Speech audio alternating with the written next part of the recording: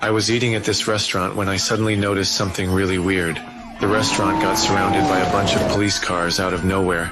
The cops seemed to be hunting down someone. I quickly scanned the situation around me. There was just an elderly couple and 2 kids playing in the restaurant. I immediately realized these cops were here for me. Without any hesitation, I put down my fork, paid my bill, then I placed both hands on the table. Right at that moment, 2 fully armed officers burst through the door. Police! Don't move! Don't move! Don't move! Don't move! You're gonna slide out from behind that booth, nice and slow. Do it now! They had no idea I was actually a retired major. I could have easily taken them out, but I chose to stay quiet. I cooperated and raised my hands. I wasn't scared of these 2 motherfuckers. I had just arrived in this unfamiliar small town. I was planning to get familiar with the place first.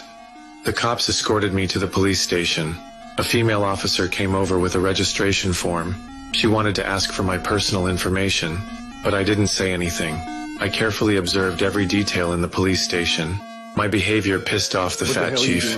The chief was about to throw me in a holding cell.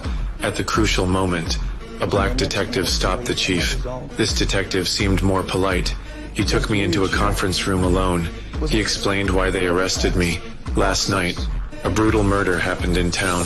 The victim was shot twice in the back of the head with 9mm bullets at close range. After confirming the target was dead, the killer not only picked up the shell casings, but also beat the victim for a long time. Finally, he casually covered the body with a flat piece of cardboard. This morning, a witness claimed they saw me near the crime scene, so they decided to arrest me. After hearing the detective's description, I decided to defend myself. I didn't kill anybody. At least not recently. And not in this town. From the detective's preliminary description of this murder case, I quickly analyzed tons of details about the case. 3 men dropped this body. Enlighten me. Shooter was someone who knows firearms well. Bullets were small caliber, 9mm, 95 grain, that's subsonic. A silencer was used. He also knew enough to pick up his brass. This wasn't a first-timer. This was someone who knew how to conduct a quiet, effective kill. Okay, go on. You're also looking for a psycho who'd beat up a body post-mortem. Someone completely unhinged. Totally different profile from your professional shooter. Something wrong? No. You said there were 3. Your psycho isn't suddenly going to be rational enough to know he has to hide the body, and your meticulous shooter isn't going to do a sloppy job with roadside cardboard. Though the 3rd guy's so worried about getting out of there, he grabs some nearby debris and just lays it across the corpse. You said the victim was big, so most likely his feet were sticking out, and that's how he got spotted. Tall people never have enough room for their feet. Interesting theory. After hearing my analysis, the detective totally agreed with my reasoning, but he still questioned my motive for being at the crime scene this morning. I had to explain to him. I just happened to get off at the nearby bus station. I'm from out of town. The reason I came to this small town was to pay respects to a blind blues singer. The police only found a toothbrush on me, a French war medal, and $200. My belongings were pretty basic. I traveled 900 kilometers to mourn the deceased. He thought I might be lying. Therefore, until they found key evidence, they decided to detain me temporarily. Later, the female officer looked up my personal file. After seeing my real background, they were all shocked. West Point graduate, Silver Star, Defense Superior Service Medal, Legion of Merit, Soldier's Medal, Army Commendation Medal, Bronze Star, a 2nd Silver Star, and a Purple Heart. That wasn't even all of it. I had also served as military police for a while. My record during service was pretty terrifying, too. You want to hear his MP numbers? No. Over 150 closed cases, all successful prosecutions, more than 20 fugitives captured.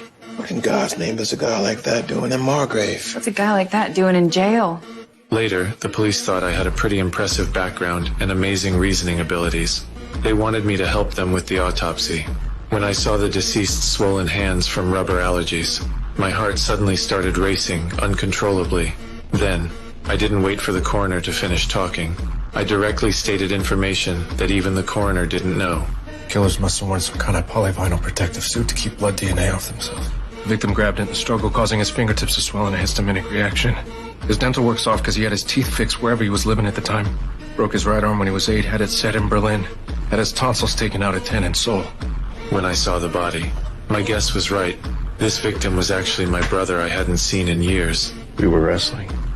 I pinned him against the stove. Didn't know my mother had just turned it off. That's how my brother got this scar. Since we were kids, my brother had always been protecting me. Later, we each started working and lost touch.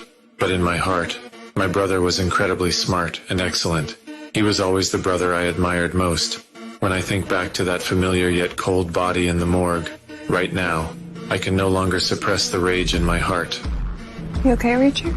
I guess I'll find everybody responsible. And every last one of them.